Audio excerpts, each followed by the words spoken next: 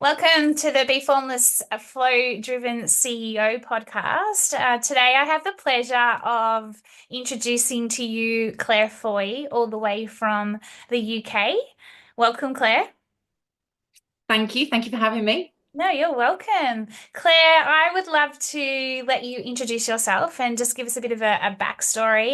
Like I said, I've done my homework and done a bit of research on you, and I love what you're doing in terms of where you're going now. But I'd love to hear a little bit about you've got this corporate background that sounds fascinating, and I'm keen just to give you share a bit about yourself and what you're up to now. Awesome. Yep, lovely. So first thing is I'm not Claire Foy the actress, so I apologise to anybody who thinks I am Claire Foy the actress. I might know a bit more about coaching than she does, but no. I grew up in the Cayman Islands, which was Wow. a very grounding place for me, and was very happy as a waitress on a beach serving pina coladas and cocktails, but had to get a proper job. So did got a job in a bank, which is kind of what you're doing in the Cayman Islands, and worked my way up sort of the corporate ladder. Moved over to England, and worked there for sort of 27 years, and Wow. really I think I just felt. I never really felt like I belonged, I think, in the corporate world. It's very, particularly finance, very grown up, very sensible. And I was much happier barefoot, um, you know, eating mangoes off a tree sort of thing. So Beautiful. coming to London, yeah, yeah. So coming to London was a little bit of a slap in the face for me. And I Mm. couldn't actually believe that you'd get off the train every day and not see the same person twice on your walk to work. So, but managed to stick it out, got married, had kids, all that kind of thing. And then, yeah, managed to stick it out for 27 years. But then coaching found me, and yeah, it's a whole new chapter.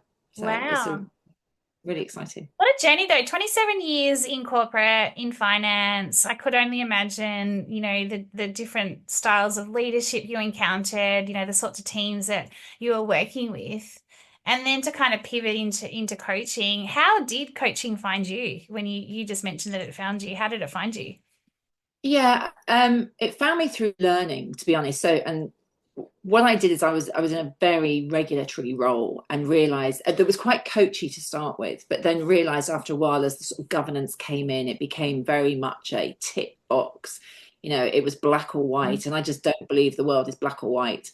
And found myself utterly suppressed, like my wings had been snipped off, and then was lucky enough in the bank to find sort of a secondment working on a training program, and went in thinking, do you know what, I probably know how to do this because I've received so much training that has been good, bad, and indifferent, and I could probably work it out.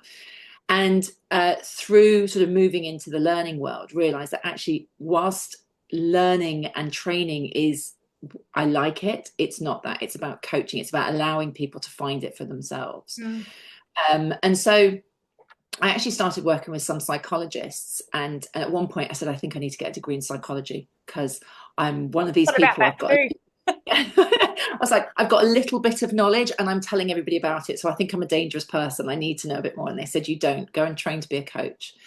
And so I did. I trained to be a coach, and it was honestly like somebody had just stuck my wings back on, opened up the box, off you go. Um, and I was really, really lucky in the bank that I worked in that they embraced it, and we set Right. up a coaching faculty, and suddenly all our training programs were designed around, you're an adult, you can learn this because I'm going to get you to work it out for yourself. And so it kind of evolved, and now I just love watching people have those moments, and Mm. teams as well. When teams have those moments like, oh my god, we've been doing it wrong for years, you're like, yeah, well, Mm. And so what sort of changes did you introduce into the business? Because coming from a finance background, and when you say, like you say, it's so regulated and there's so much you cannot move on, I call it that rigid, really fixed form. Then yeah. you've come in like this, soulful, type of a person, and you're like, no, we can do this and we can do that. How did you make the step changes from applying the coaching angle and what you'd been learning through the coaching? It's a great question, and that was, I think, the problem was in banks. Everything is so regulated and it's so restricted. So you have this real parent-child approach to training Mm. and educating, and it's you need to do this to keep us safe. And if you don't do this, we'll punish you. And then once we punish you, you'll be off the road. And it's all very sort of fixed mindset. So people would basically doing the training and the learning that they were told to do and not doing anything else. And then my boss sort of said to me one day, we need to work on our leaders. They're not very self-aware, and they just kind of, they're successful because they've been good bankers, but they think they're great and they're not. Can you fix it? I was like, oh. And so what we realized is we'd done so much on the technical training, like really specific technical stuff, but it wasn't safe to be you. And it wasn't safe to say, I don't really understand what I'm doing. And it wasn't safe to ask for help because you're regulated, you're in this role, you should know. And if you're leading people in that role, you should know. And I kind of call it the corporate slap, when you think you're doing okay, and then and someone just comes and whacks you in the face and is like, no, you're not necessarily. So we started off building this really nice environment where we created safety. And we're like, you can say when I think I'm getting it wrong. And we did Brave? start very much with the technical stuff. It was brave. Yeah, sorry I interrupted you, but is that brave dialogue that I've done a bit of research on that is that brave dialogue that you've introduced to be able to have those conversations? It is, yeah. And what we were finding is, so we would do regulatory testing for people once a quarter. And if they passed it, even if they got a lot wrong, if they passed it at the right amount, they would never mention it. They were like, okay, great, you leave me alone for another year. And we were saying, why aren't you coming to us and going, there's this huge gap that I don't understand. So it kind of started in the regulatory space, moved into that leadership space. And leadership, is a really lonely place. Oh my God, yeah. Um, and particularly at those top tables, we talk about imposter syndrome and whether you want to call it that or not, but you get there, and it's not just women, men as well. They get to this top table and they can't say, don't really know what you're talking about, or I'm not really sure I know what I'm doing here, or I've never done this bit before. It's that one promotion that everyone expects you just to slot into. And so creating that safe space for leaders. So we brought in one-to-one coaching for leaders. We brought in team coaching, where we'd get a bit punchy and we like, why did you just roll your eyes when she said that? Or why won't you let her speak? And so it was kind of quite directive coaching. But it cleared the air, and it was, we saw great shifts. It was lovely. Oh wow. And so that's from a finance, but are you working with other industries now, and are you still seeing this sort of behavior going on in businesses? Like, do you feel like it's I guess the change you made in the company you were in? Do you see that as still the biggest challenge when you go into kind of corporate worlds and corporate spaces, businesses, etc.? Yes, I mean, it doesn't matter what the industry is, to be honest. Even if you've got an industry that has the best culture ever, the pendulum can swing almost sometimes too far. So we can be really friendly and we really love each other, and we're such a great team and we don't need any help whatsoever, but they have absolutely no governance, no strategy, no vision, no direction.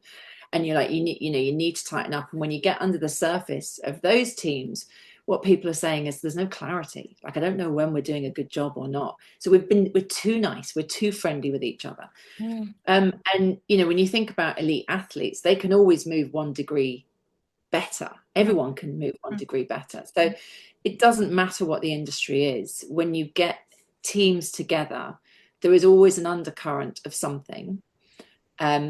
Even if there's beautiful psychological safety, you don't want to be the one that says we're a little bit too nice. Can we get a bit tougher on each other? Can we punish each other when we get something wrong? Can we? And so that's every industry we work on. Every industry. It's that friction, right? It's that healthy bit of friction that you're creating. Like, there's friction and then there's the healthy friction. You need a bit of both. Talk to me a little bit. Oh, sorry. I was just going to say, everyone thinks psychological safety is like we're all really nice to each other. It's not. It's like, I can say you're being a bit of a dick right now. Yeah. And I just want you to know that. And it's not that you're making me feel like one because that's my fault. It's that you actually are one. Yeah. And explaining why and accepting that and going, fair enough, I am. Yeah, okay, let's move on. Drop the ego. So, I feel like it's drop the ego, which takes me to a question around, you talk about introspection and this intentional culture. Can you elaborate a little bit on that and what you're doing, when it comes to leadership and businesses? Because I find that really fascinating in itself, that whole introspection piece as well, that self-awareness. Yeah. And I mean, I think you cannot be a leader without self-awareness, because you speak to so many leaders who have just evolved into leadership, and they didn't some of them set out to be leaders, but most of them just do their job really well. And then they lead others as they think they should lead, or how they like to be led. And we're all completely different. So you might have a complete extrovert leader who's very, very, free flowing, and like, you just crack on, you just do you, go and do, I trust you, I completely trust you. And some people go, that's the best leader in the world, he leaves me alone, I get on with it. Others are horrified, like, I've got no direction, Yeah. he has no idea what I'm doing. She doesn't ask how much, she doesn't challenge me. And then you've got others that, they purely value data, they value data and output. And and so they lead with that, they lead with this sort of, I expect this to be delivered and that to be delivered, and they don't value the sort of the very empathic side. So we always say with the leaders, like, learn about you first. Yeah, agree. And that ego bit is, depending on how, again, I'll talk about imposter syndrome. Depending on how imposter syndrome turns up, with women, it tends to hide you back, and you kind of bury yourself and go, oh God, yeah, I'm probably not right for this job and I shouldn't have got here. With men, because they're always, and this is generalizing, of course, but because they're always taught to man up at school, they tend to peacock. So when you see a man peacocking around the office, like, yeah, I've got this, I've totally got this, that's usually him terrified. That's usually him going, I haven't got this at all, but I'm not going to let anyone see that. And so when you see these dynamics play out in leaders, what you really want to do is say to him, you are good. Of course you're good. Or her, of course you're good. But with every strength comes a take care. There comes something that you can overplay. So, you can be very friendly, but a bit of a manipulator. You can be incredibly empathic, but a little bit too soft. Or you can be very, logical, or very optimistic, but a little bit of a cowboy. And so showing them how their strength can tip over, and then showing them how others perceive them. And that's sometimes quite an eye-opener. They're like, well, I don't want to be perceived like that. I'm like, well, you might be. And then they go, it's not about me, is it? I'm like, no, it's not about you. It's Yeah. about everybody else you're working with. Yeah. And leadership's tiring, right? This is what I always say. It's not the easy job, it's the hardest, because I agree. everybody needs a different leader out of you. Yeah. Yeah, I agree. I think that was part of my burnout in terms of leader, like the loneliness, and it's the hardest job, because you got people you're managing. We all have this bit, part of this imposter syndrome. It's like you can't win half the time. Most days you feel like you're not winning, but you're then having to front up, show up. And I think that, that going inwards and kind of really getting to know and understanding who you actually are.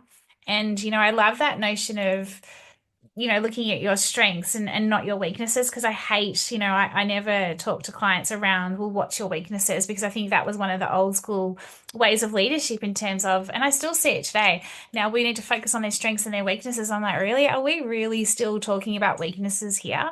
Because the word weak just suggests it's a negative. It's just it's not And constructive. we all have things that we don't like doing, right? We all have gaps that are just like, oh, that just kills me. Like, if I have to write a big paper for an executive board, I'm like, oh God, again, do I really? And I know I have to do that in my job at Mm. times. I don't enjoy doing it. But if you said to me, you're not very good at this, we need to work really, really hard on this, and you need to do more papers, I'd probably quit. I'm like, well, no, because that's where what I'm really good at is collaborating, bringing people together, connecting dots, inspiring people. This person over here is really good at writing complex, detailed papers. So I'm going to delegate this to them, and I will check it, and I will be accountable for it. Mm. But they're in their sweet spot. So you're absolutely right. At school, my son's doing his GCSEs at the moment, and there's a few subjects he's just not doing well with. I'm like, do you know what? Park them. Get the others and make them your super strengths. Yeah. Everybody can have a super strength. So be that. But be really aware that that doesn't make you perfect. That No. makes you good at that, and you have gaps, and be aware of those gaps, and acknowledge them. And there's nothing nicer when your leader says, you know, I'm not very good at this bit, I could really do with your help. You're like, oh, wow, Yeah. vulnerable. No. Yeah. Yeah. Vulnerable. Yeah, it's such an underutilized term, and I still think that, there's not enough vulnerability. And vulnerability doesn't mean going back to kind of being like sharing everything and being kind of the victim, if you like, or it's around just, being inclusive, if you ask me, and going, look, I need some help here. I don't have all the answers. So that's what I kind of look at it now. Like, but I think once upon a time I saw vulnerability as, oh my gosh, if I show a form of vulnerability, this was back when, I was running a business.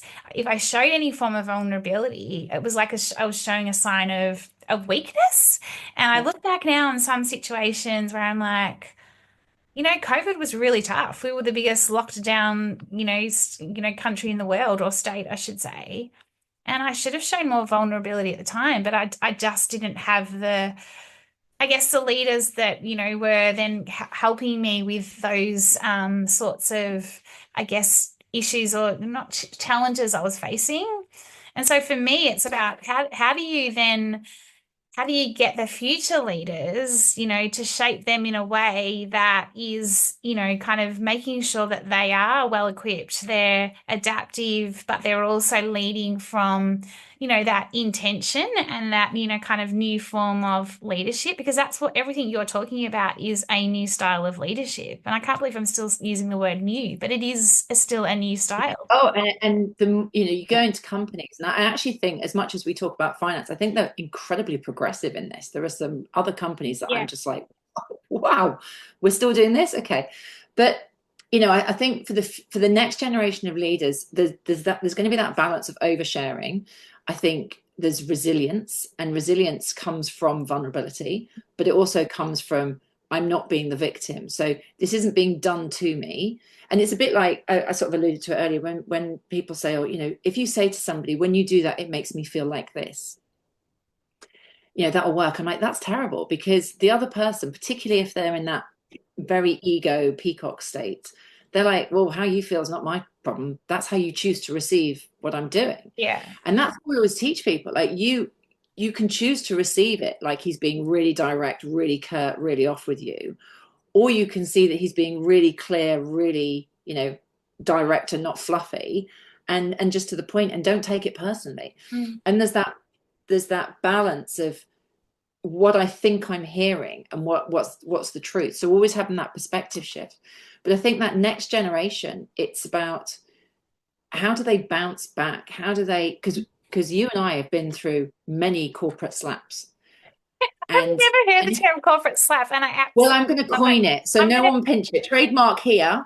yeah, This I'm is gonna corporate. trademark it here. I'm gonna say I borrowed that from Claire Foy when I use it next, but like not There the you go. Claire Foy. You have to have them, Yeah, because if you don't, you kind of think the world's beautiful and the road just opens up in front of you, and you'll get every promotion, and that every person you talk to is telling the truth, mm, and they're not. And you can be promised promotions, promised jobs, promised all sorts of things, and not happen. And if you collapse and die with that, that's not going to work for you. You're going to have no, to fight back. yeah, And again, we talk a lot. Sorry, just women. There's a real contentious issue. We shouldn't have to change women. We should have to change society. And of course, I agree. Society should change. But if you were to say to your daughter now, well, you know what? There's bad people out there. There's rubbish companies. There's bad policies. And until that's fixed, you just give up. Really, that's wrong, right? We've got to say, you're going to get up, fight through the corporate slap a few back. I love it. So the I love the future leaders, spirit yeah. and the energy you bring. I have been working with my clients on not just resilience and creating, ecosystems, if you like, where it is connecting the individual, the team, and the business together. And you like talked about it before around the strategy and the business strategy and the visions and the values, and that's that. For me, that's that intentional culture piece.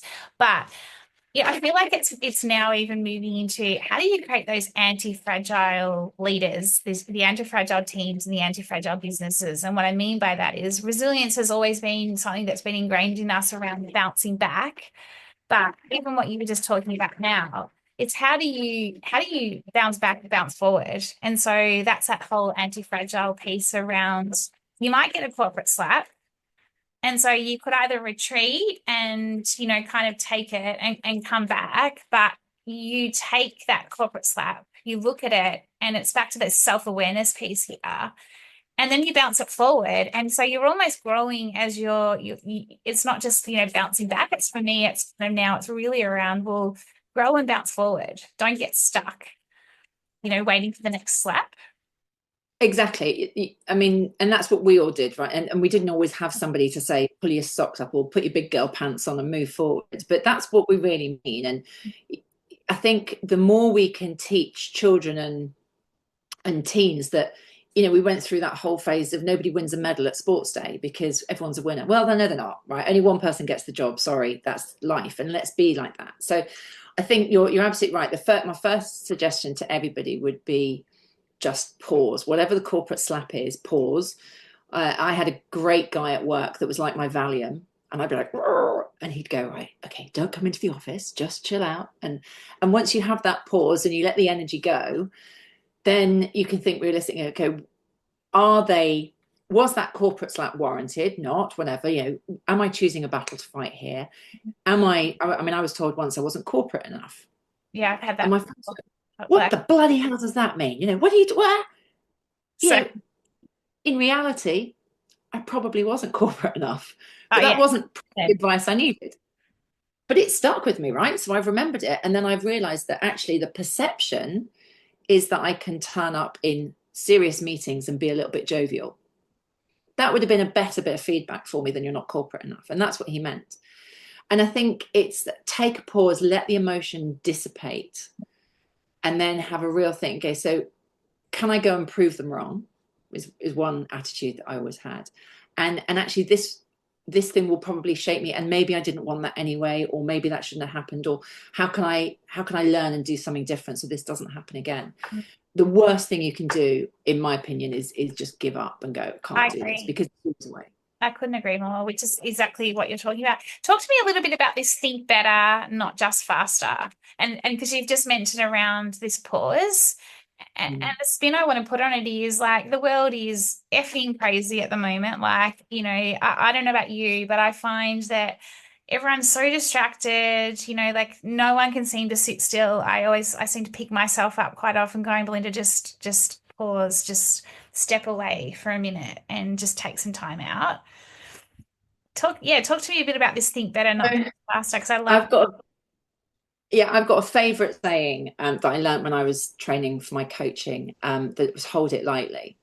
And at the time, and if you say it to people at the wrong time, they literally want to hit you. They're like, yeah, or whatever. But genuinely, what I think with all the stuff that's going on in the world and even in your own small world, you cling on to the stuff that you can't control. You're just going to get thrown around. So I always imagine like you're holding on to a rope, somebody else is spinning that rope, and you are just getting thrown. You've no idea what direction you're going in, and you're holding on so tightly because you want to get control, but you just can't. So if you just hold it lightly and let it go, and only worry about the things that you can control, and take that pause that says, right, okay, this is out of my control. They've made that decision. This is happening. Whatever's going on, wherever. What bit can I control? The first bit you can control is how you react to it. So there's that sort of respond, don't react, and just breathe and go, right, if I was to respond in a sane mind, what would I do? Then there's that bit that kind of says, what can I control in this? And if none of it, then just go, okay, just own it, let it go. Like you cannot fix it. And I think that's the other thing is we can't fix everything. We look at, you'd always, I don't know, my parents will always say, oh God, the kids today, poor kids, I would hate to grow up to today's world. And I'm pretty sure they said that about us. And I'm pretty sure the next generation will say it. Whereas, we're on a high alert, we're evolving, we're different people. But I think that bit that says, I can't read every bit of news there is. No. I can't invest in every charity that's out there. I can't fix everything that I see wrong. I can't save every homeless person. I can't do all of it. Knowing what you can do and making sort of that response to it, I think is the key. I love that. It's for me, it's control the controllable. Like, you've only got, in your own little world. But my mum has always said to me, eat an elephant. Have you ever heard that saying before?